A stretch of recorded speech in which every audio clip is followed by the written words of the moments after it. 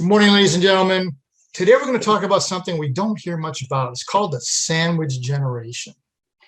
Okay, now much has been written about the issues and the challenges facing the baby boomers, the Gen X, Y, Z, whatever other letter we have, and the millennials. But one group we don't hear much about is the sandwich generation. They seem to be forgotten or maybe disenfranchised. Why? Who are they? What are the issues they face? And what do they need? More importantly, what do they need? Well, today we're going to find out. My guest today is Christy Yates, who is the author of Building a Legacy of Love. And those of you who can see her on the screen, the book is right behind her there. And the Legacy of Love is thriving in the sandwich generation. Before I bring her in, let me tell you something about her. This is an amazing woman. She has worked over 20 years in education and over 40 years combined in education or in the mental health world. She holds a master's degree in counseling and psychology, credentials in special education, school psychiatry. She utilizes meditation, mindfulness, and evidence-based practices to help address stress and anxiety and frustration. Now, how many of us don't have any of that? Something we all need. Christy is also involved in our upcoming wellness center program that we're putting together. So Christy, welcome to Energy Healing and Integrative Wellness. Thank you. I'm happy to be here. Thanks, Frank. We're really excited to have you. We've met a couple of times, and I've read your profile. So tell us, what is the sandwich generation? What is this? Yeah, exactly. You know, the sandwich generation incorporates a lot of those millennials, Gen X's, even some baby boomers. I'm a baby boomer myself at the very tail end, and I was still in the sandwich generation. And the sandwich generation is basically a group of people, it's people who are raising children while also managing the care or giving care directly to an aging parent. So they're sort of sandwiched between different generations. And the term was actually coined by a woman named Dorothy Miller in 1981. She was a social worker, and she noticed some of the people she was working with fit this profile. They were women who were between 30 and 50, and they had young children at home, and now they're caring for aging parents. And some of the unique stressors they had is what she was paying attention to. And right now, recent research suggests that there are close to 50% of Americans are in this group. Wow. In 2014, it was 47%. The Pew Research Center found out. But, the baby boomer is a huge group of people, as you know, and most of them are in that retirement age, and then more coming behind them. And then we have these other groups, these younger kids, younger adults really now, who are helping to manage the care of their parents. One of the other unique things about 50% of Americans in the sandwich generation is, of that 50% of that group is also contributing financially to the care of their parents. People are living longer, so we don't have as much disposable income anymore, and we're not getting income. And, we hear all the time about, retirement and pensions and Social Security. And so really, these folks in the middle are kind of having to not only raise their own kids, but now take care of their parents on some level. Wow, that is interesting, because when I was coming up, we were told, if you do this and this, you'll be able to retire and everything will be fine, but your life expectancy was 77. Right. Okay. Yeah. Well, we're way past that. Yeah. It's very interesting. And as we know, some pensions have gone to the wayside, right? They're not there anymore. They've gone bankrupt, that sort of thing. And people aren't great at saving all the time. And so there's a lot of different issues that face all of us, not just people in the sandwich generation. One of the things I saw in my case, Christy, our parents were fiercely independent. Okay, they went through, in my parents' case, I went through the Depression. They do not want anybody's help, particularly from their children, because they think that's wrong. But how did you determine when it was time to step in and help, and what objections did you face, and how did you come to an agreement with them? Right. Yeah, that's a great question. my parents too were Depression era people. And so they had a sensibility about saving. They knew what it was like to be without. So they Yes. knew how to save, and they did save. And they both worked. But they also both in some way managed some care of their parents. So they had that history of doing that. And neither one of them sets of my grandparents ever came to live with us. But my parents did some work to help make sure that where they were was good for them, that they were healthy, that they were cared for, and we saw them as often as possible.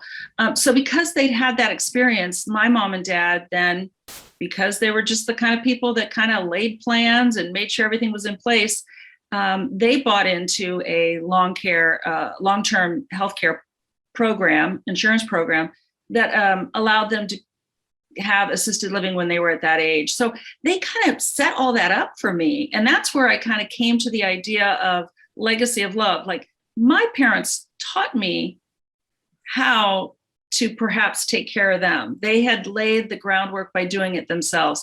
They also had a trust in place. They had their will and they had financial planning behind them. And they had a lot of things going on, because that's just kind of the people they were. And it came to me when I did start caring for them, like, wow, I'm learning a whole lot. And I looked at my husband and said, we got to start doing what they did at this age. We got to start taking care of things. And that's where I see it as a legacy of love. What am I teaching my children? But when did I know that they needed care? That's, different for a lot of people. I started noticing that my mom had memory problems. Different things, she wasn't remembering different things. Other family members said, hey, Christy, I think your mom has some memory issues, and I was a little bit in denial. I didn't want to see that. My dad had health problems, but, he was managing them and things were going okay. But the real switch for me was my mom started managing my dad's pill box, and he would, she would shuffle things around, and I'd go over there on a every other day and check, and she'd move things. I even put notes on there saying, don't change anything until you call Christy. Like that was going to work, but it just, it didn't work.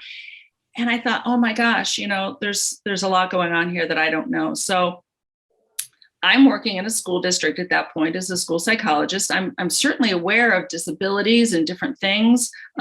But these were my parents, so I didn't see them that way. So I needed to go find help for myself. So I went to a senior care agency and had a geriatric case manager and a geriatric nurse practitioner come out and do an evaluation for me. That's what really helped me see that really my parents were struggling a lot more than I knew. And so as I learned in the process of doing this with my parents, and then even more research I did for the book, is there's a category of behaviors called activities of daily living. ADLs is what is the common term in the geriatric world. But these are things like bathing and grooming. Are you able to dress yourself? Are you able to do meal prep? Are you able to move from the car out? It's called functional transfers. Are you able to move get into the car, get out of the car without help? And a lot of times, those of us, when we're looking at our family members, we sometimes think, oh, no, they can do that. But we don't realize what a struggle it is for them. So when a professional comes and evaluates, they can see some of these things.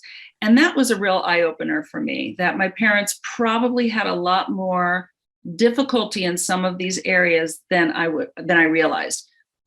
There were probably times that my mom was helping my dad get dressed rather than my dad being independently able to do it. Toileting and incontinence and issues like this. These are all things that we might not see when we're the son or daughter. And especially if we've got our own kids going on, we're busy. Our lives are full of lots of things. And most of us, many of us, I shouldn't say most of us, but many people also work outside the home or now are working in the home. And it's hard to keep track of everything. So I think getting some independent evaluation from professionals for me was really key. And I recommend that highly, because that person can also be a neutral party that can say to your parents, hey, you might need a little bit more help, rather than you being the nag or the or the problem, the bad guy with your parents. Yes. So that's Yes. when I noticed it, was when I noticed that they needed help in just activities of daily living. Right. And then what, in my dad's case, he's an old Italian, right? You know, tell us stubborn. No, I'm not. Yeah. I don't want anybody here. I don't want anybody Yeah. coming in here. I can figure this out. And we had to find, how do you find some type of an agreement? Yeah. That's so the other part to that is those are conversations that I highly recommend you have long before you have to have them, right? Mm-hmm. You don't wait till there's a crisis to start saying, hey, do you have a financial plan? Hey, what do you want to have happen at the end of your life? We never know what's going to come our way. So we need to sort of plan and have some conversations about that when we're in the best state of mind, and we can think through what we really want. And we can talk about, how did you do this with your parents? I remember the conversation I had with my dad about giving up the car keys. And I reflected to him, Dad, remember when you were teaching me how to drive and you talked to me about those older drivers and when they should be giving it up and all of that? I mean, those are things that I could reflect back to him so that he could say, ooh, yeah, maybe that is me. And it didn't happen that easily. Let me tell you, there were a lot of tears on my end talking to him about it. But yeah, you're definitely going to hit resistance. And of course we are. We all want to feel like we're independent. And sometimes it's a matter of finding out, are there other workarounds, right? Or losing your keys, losing your independence to drive is a real tough spot for a lot of people, right? And yes. So are there other ways that you can get around? Is there, like my parents lived in a retirement community. Well, there were shuttles that could take them to lots of different places. It's just a matter of, was he willing to do that? And so kind of helping him through that sort of thing. But yeah, it's tough. And you know what, Frank, sometimes you get to a point where you just have to realize, as the sandwich generation parent, as the adult provider of care or manager, that you can't ask, because maybe your parent doesn't have great reasoning ability right now, right? And we wouldn't tell a 5-year-old who wants to run out in the snow that they don't have to, if they don't want to put a coat on, okay, no problem. No, we'd say, no, you got to put your coat on. Yes. And sometimes we might have to say to an older parent, yeah, it's really not a choice. And honestly, I wouldn't say it like that. I got to be honest. Right, I'd probably exactly. just say, here's what we're going to do. Yes. Okay, here's what we're doing now, buy the walker and have it there available. And then eventually they're going to use it when they need it. Because trust me, they don't want to fall down either. Right. But if you say, hey, I think it's time for you to use a walker, it's going to be, no, I'm fine. You know what? Have it there. Have it there for those times. And they will come to say, you know what? I'm just going to try. Yeah. And usually that's what happens. Not always. But I think that when you lay the groundwork with conversations early in the game, you're better off. It helps. Now, a generation or so ago, everyone lived close together. My grandparents lived less than a block away, right? Everybody was close. Not the case so much anymore. Is that we've sort of spread out. And particularly in the pre-COVID world, a lot of families didn't live close together. So how do you advise people on that kind of an issue? Yeah. And in fact, what I found in my research is that the average American, if there is such a thing, right? But the average American moves about 11 times from the place where they were born and raised. We aren't these communities that kind of are born and grow old and die in the same place anymore. So you're right, we are scattered. But with that, we have so much more technology. If there's one thing COVID did show us, is that there are ways for us to connect, even when we can't be right next door to one another. So yes. I know that there are, in every state, there's some sort of department of aging or senior care in their state governance, right? But most communities also, at least larger communities, not some of the very smaller rural places, but in most communities, there's a senior care center or a senior services center, and it's connecting with those folks and finding services that you can connect to. I am a big fan now of one thing that I wish I had used more often, even though I shared with you that I called in a geriatric case manager to do an evaluation of my parents. Boy, if I had to do it all over again, I might use that person to do a lot more with me and for me with my parents, because I had to learn it all. And here are people who are skilled in that area. They are skilled in helping people to find the right kind of residential placements if they need to, if they can no longer stay at home, who can help you find people who can help you figure out your insurance such that, can you stay and age in place? So if you're remote, that's the most important thing, is find something in your parents' community. You might bring your parents home to live with you. I know people who have actually moved to go live with their parents. And I heard a lot of these stories recently as I'm doing more interviews and talking with people. People are saying, wow, during COVID, my parents came to live with me because I needed someone to be there with my kids while I could work at home. And we're going to stay this way because it's really working.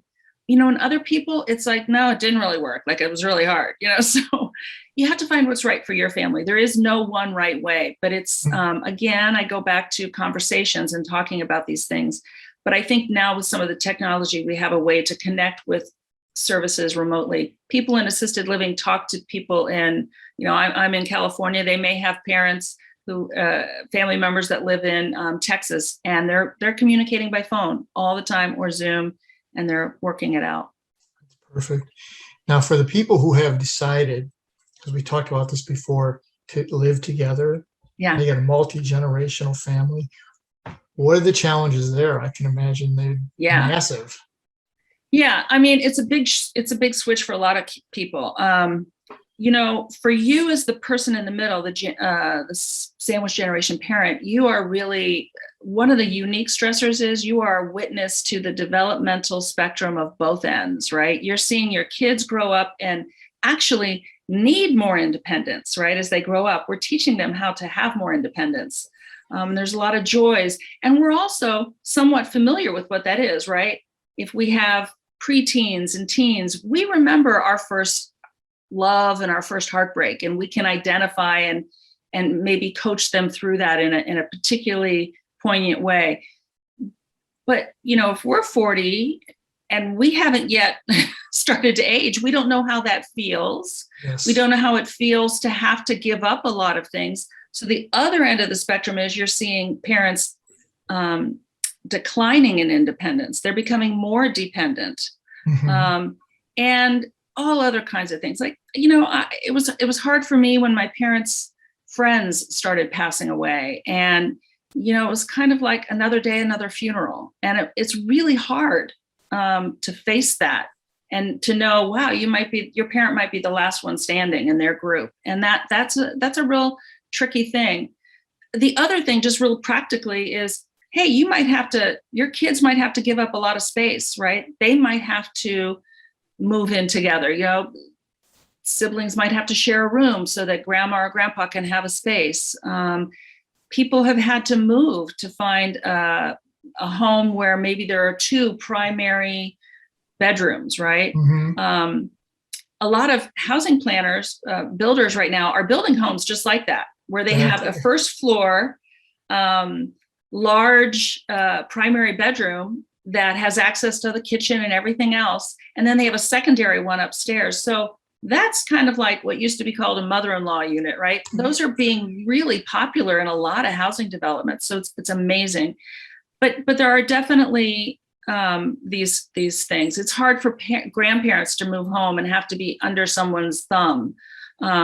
So on this level, I think you have to have conversations often and check-ins. And I would advocate for family meetings of some sort, because we're always changing. So what we needed right now when grandma and grandpa moved in, well, as grandma and grandpa might fade even more, or an illness increases, there may be other things we need. So we're constantly having to be in contact with one another and converse about what's working, what's not working, and are there more services. So it's something to always be aware of.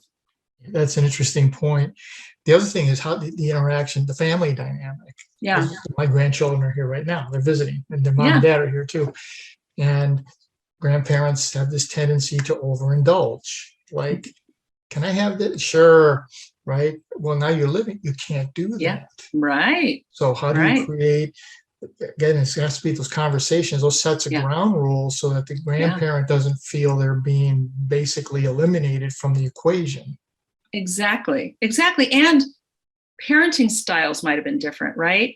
Yes. Maybe when you grew up, your parents had a particular parenting style, and you as a parent aren't doing it quite that way anymore. We've changed a lot, right? Yes. I remember when I was a kid, we did, and that's not how it goes anymore. So yeah, we have to have conversations about boundaries, about who's in charge here, what's going on. And we can do that in a lot of different ways, but you'll probably hear me in every answer to every question you give. I talk about conversation because I think communication is a real key element. We can't assume that someone knows what to do.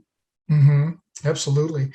One of the things I've seen is my wife's family is going through this with one of her sisters, is it's usually one sibling takes on the burden. Yeah. Okay. And then the other siblings who may not be everybody's chirping on what's being done. So how do you, again, I know it's conversation. What's a way to manage that so that there's some degree of functionality, for a lack of a better word? Yeah.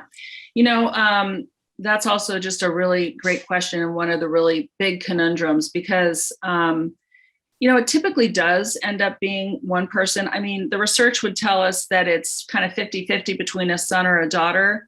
But a lot of times it's the oldest. Sometimes in some cultures, it's specifically the youngest, right? The youngest son. In some Asian communities, that's kind of traditionally what happens.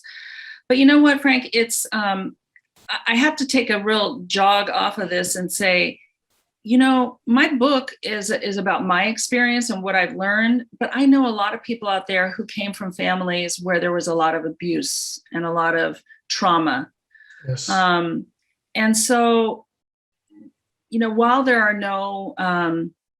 there are laws in about 50% of the states, about 27 states have what are called filial responsibility laws. That means you have to, if you are a person of means, you're able-bodied, right, and earning an income, but your parent is indigent, you need to do something financially to help them. Mm-hmm. But most of this is just cultural and social norms, right? Take care of your parents. Mm-hmm. But it's got to be really hard to do that if you're coming from a place of, this was an abusive situation, and I don't want to have contact with them. And so in those cases, I think it's really important also to reach out to professionals to help you understand where you're going. And if you do need to provide any financial care, how can you do that with proper boundaries so that you're not re-traumatizing yourself and doing that. And the same thing goes with siblings, right? If you've got really difficult relationships with siblings, this doesn't make it any easier. In the best case scenario, you can talk to siblings and say, who's able, who's willing, and to what degree. And that's what we have to all kind of come to terms with. For me, I was just close. I lived 5 minutes away from my parents. My sister was out of state. My brother was out of state. And I wanted to do it. So it worked out for me. And that's not always the case. There are a lot of people who come to this a little bit more reluctantly, or they maybe have one sibling who's a real difficult person.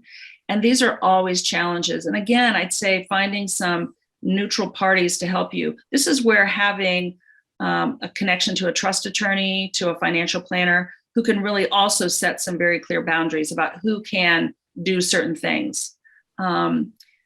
And we put those in writing, and then they're legal, and then there's a little bit more of a ability to set boundaries. So I think those are important conversations. Correct.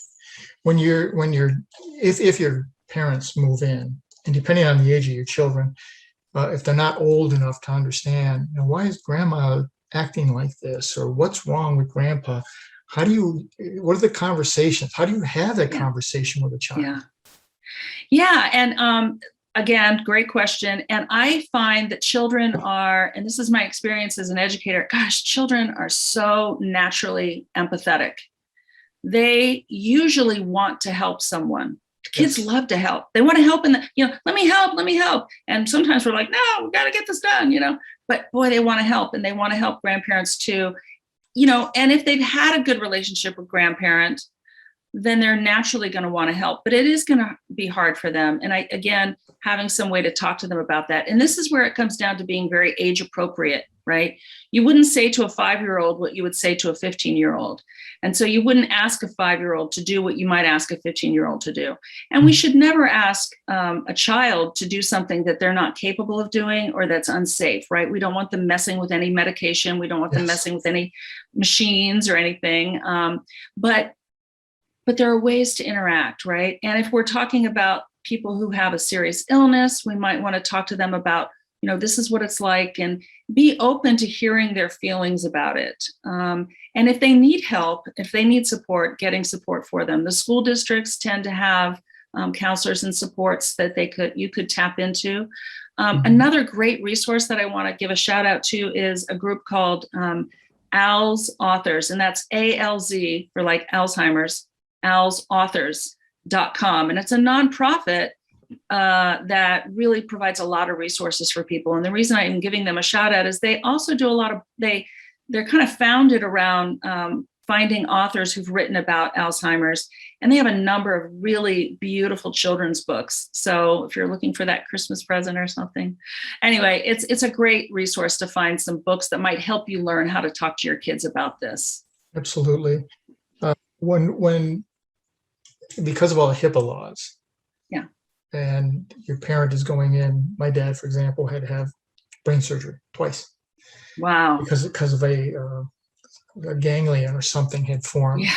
And so they removed it, and then 6 months later, that space got filled again, right? Yeah. So was a medic in the military, obviously not a doctor by any stretch of the imagination. I have a sister who's a nurse, and I have a sister who's a counselor like you. And we were saying, what's going on here? And they said, we can't tell you. Right. Unless, your dad. Right. So, and that's true too, and this is where, working with the structures that are in place, finding a way to become perhaps your parent's healthcare advocate, right? Mm-hmm. Most healthcare plans have advanced care planning documents you can sign. They're not. My experience, and this is just absolutely my experience. They didn't talk about that a lot. I had to ask for those, but those are there. In terms of like end of life and what you can share, those are questions you can ask your parent. And there's a really wonderful document that I recommend in the book that I have found is also legally viable in almost every state. And it's called 5 Wishes. And you can get that for like $5 off the internet at 5wishes.org. And it's a really lovely document that helps you. Each individual would fill this out, but you could do this in dialogue with your parent about end of life care. What are some limits? What are things that you want? What are things you don't want? It even talks about who you might want to be there with you at the end of your life. Even things like, is there music that you would like played? Are there things you want at your, do you want a memorial or funeral or something? And so it really helps people think through all of those pieces. And again, we want to do that long before we need to, because if we're talking about something like dementia or Alzheimer's, one of those types of dementia, it can quickly become too late to have that conversation. And it sounds like that'd be a real downer, but honestly, the bottom line is we all know the end of the story, right? We're all going to pass away. So we need to kind of normalize being able to talk about these things. Obviously, it's not Thanksgiving dinner conversation, but it could be some other kind of, thing. But yeah, there are some documents like that kind of give you that ability to talk to the doctor more, and then it's your call on what you share with your kids. Right. I think one of the things that I saw growing up in my parents' generation was if I go to the doctor, they're going to find something wrong. I feel fine, so I'm not going to the doctor. Yeah. But you need, Yeah. we need to at least find out. Yeah. Right. Is Yeah. that a tough conversation to have? Yeah, it really is. And you're right. I mean, there are some people who really don't like going to see their physician, or they don't have a relationship with their physician. And that can be really troublesome. And, you know, that might be another place where you'd reach out to senior care center services and see if there's somebody who could come and who's not a doctor, who can come and talk to your parent and help them ease into that. Mhm. But those are really, really tough things that, and everybody's journey inside of this sandwich generation is very different, because it all comes from how we were raised and what's going on with us, and those dynamics we have to kind of go through. One of the things I found is that it's hard sometimes to have to say the things and do the things that we never thought we'd have to say and do with our parents. And what I found from the world of special education is you do these with a very neutral tone. And if you're not ready to do that, you need to, all these questions you want to ask your parent, ask them of yourself first, and really find how you might answer them. And then also look at, are you really trying to find information from your parent? Are you trying to bring up old stuff? Because this is not the time to bring up old stuff. You really have to enter those conversations trying to learn what that person wants, rather than, Huge. yeah, let me bring up what happened when I was 10. You know, that's not it. That's not, I remember when you did that. No, this is about what, so ask yourself those questions first and really dig deep. And then you're more prepared to go on and ask your parent those questions. And that's where I think something like some of our energy techniques are really great for us, right? So preparing for a conversation like that with some meditation, some journaling, some EFT tapping rounds, letting go of old stuff, so that you can move on and have the right kind of conversation. I love your statement, the neutral tone. Let's not be judgmental. And a great deal of what I'm hearing from you, Christy, is we, who may be the sandwich generation, it's up to us to find the necessary tools so that we can cope. Yeah. Okay, the illness and the aging it's going to happen, but we're the ones that have to make the adjustment. Is that right? Right. Yeah, absolutely. And that's, you know, an example of a neutral tone kind of thing might be, parents sometimes stop bathing or having proper hygiene habits, right? Right, correct. And so I can go talk to my dad and say, Dad, your breath is horrible. Or I can say, Dad, did you brush your teeth today? Let's go brush your teeth. It's just neutral. It's not, I'm not judging, I'm asking, and then I'm suggesting, how can I help you with that? Yes. Hey, Dad, is it time for you to get some new pull-ups or incontinence pads? Can I get those for you? Just neutral, matter of fact, not, oh my God, I can't believe I have to ask you that, you know, but we get upset about these things. And imagine how hard it is for a parent to have to ask for that. Exactly. Exactly. So you're looking at, ladies and gentlemen, it's two things here. You have to treat yourself as the sandwich parent, the generation, and then how do I deal with my parent? Right. And then how do I keep my children, who when they're young would say, well, Grandpa's not brushing his teeth. Right, right. And that's why I called it a legacy of love, because part of the legacy of love is learning how to do things well. Because here's the thing, we're also training our kids on how to take care of us someday. They might have to step up to take care of us. So if they see us being cruel or impatient or upset or resentful with our parents, what are we going to expect from them when it comes to us? So when we can kind of look at this as, you know, it's not just us in the middle that's struggling, it's everyone who's struggling, and how can we kind of pull that together? But you know what, Frank, absolutely taking care of yourself right now, self-care, huge, because you're not alone. Lots of people are going through this. So finding help and support is really important.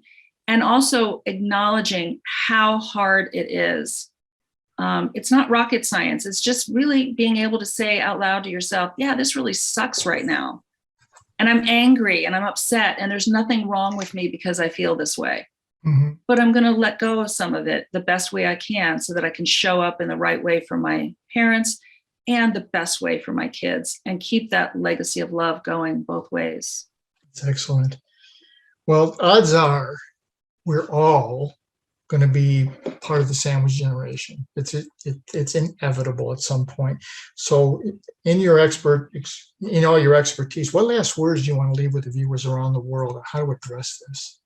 Yeah, I think that's it, is that this is kind of something that might befall all of us in some way. Either we're the point person or we might be the sibling watching it. And how can we show up to help? Because,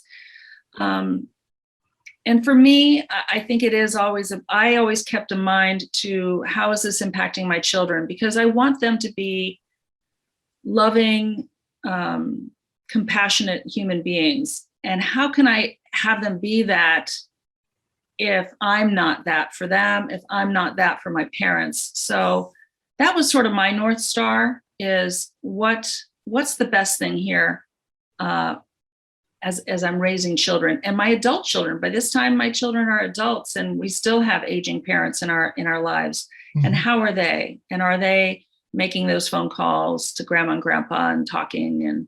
And so finding your North Star, what's going to help you the most.